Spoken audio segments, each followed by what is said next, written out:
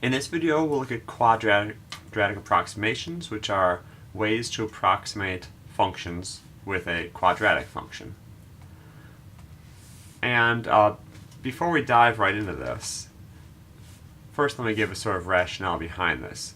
So we remember that linear approximations are the same thing as tangent lines. And we saw earlier that as long as you're close to the center where we're making this line tangent, this will be a reasonable approximation. But the biggest problem is lines are straight, but most functions curve. And the real root of this problem is linear approximations make sure that the values and first derivative equal at the center.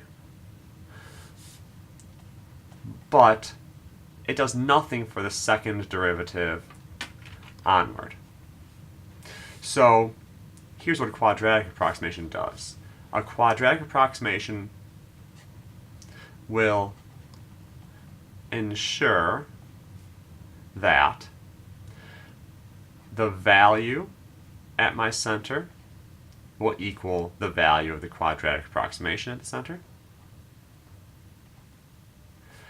The first derivative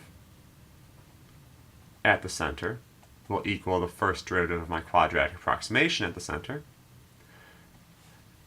And the second derivative at the center will equal the second derivative of my quadratic approximation at the center.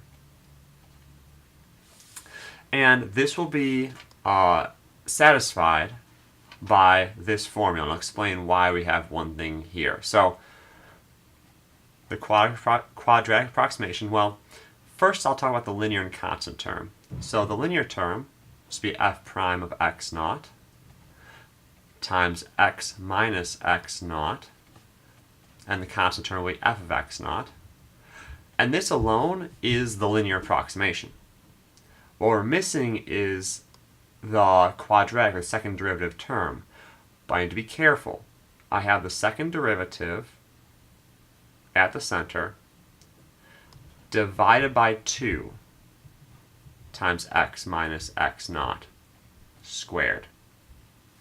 So the question is, if I just had the slope times x minus x naught, why do I divide this by 2?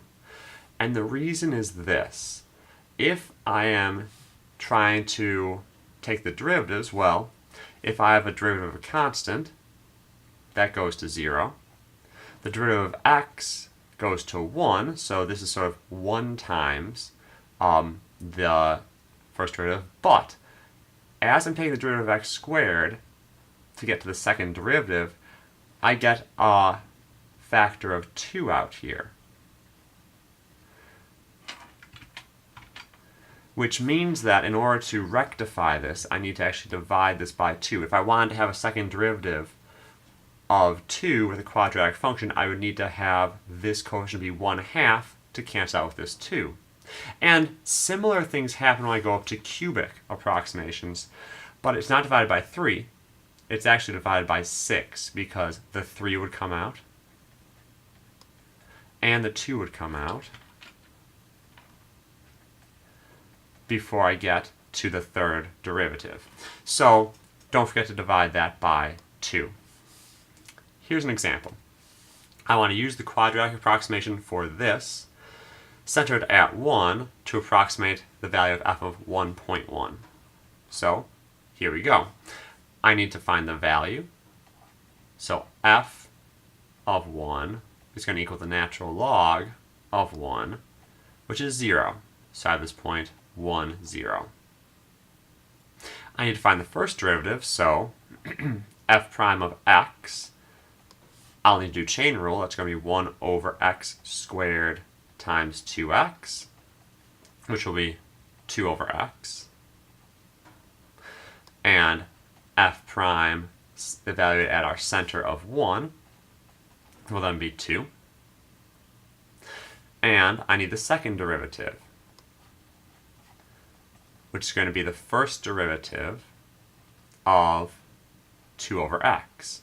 And I don't want to do quotient rule, so I'll rewrite this as the first derivative of 2x to the negative first, which will be negative 2x to the negative second, or negative 2 over x squared,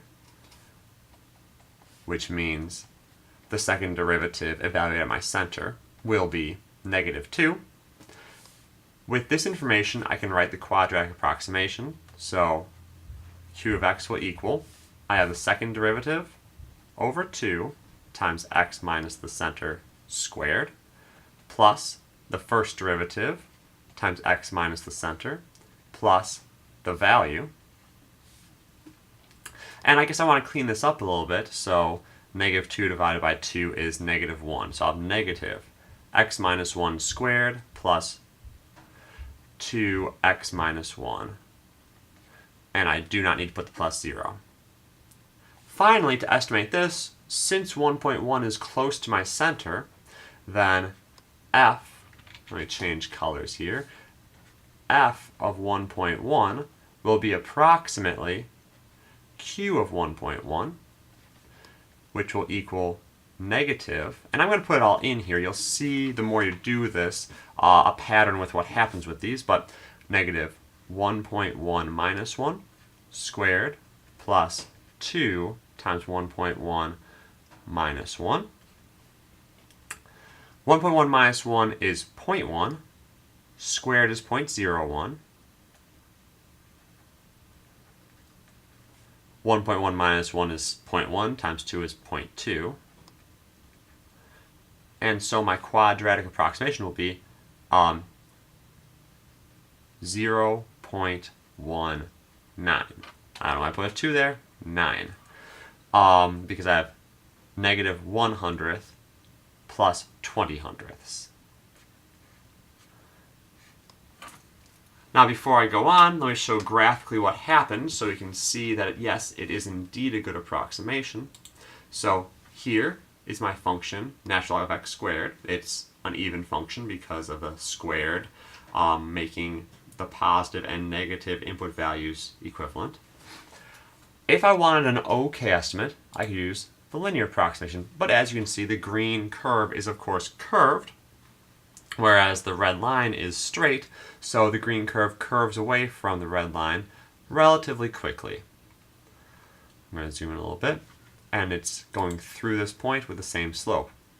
The quadratic approximation is actually a much better approximation for longer. So I click on this, you can see that while the red curve maybe over here is really starting to pull away pretty far, you can see the blue curve is staying very close. Alright, please comment below if you have any questions. I hope this helped out.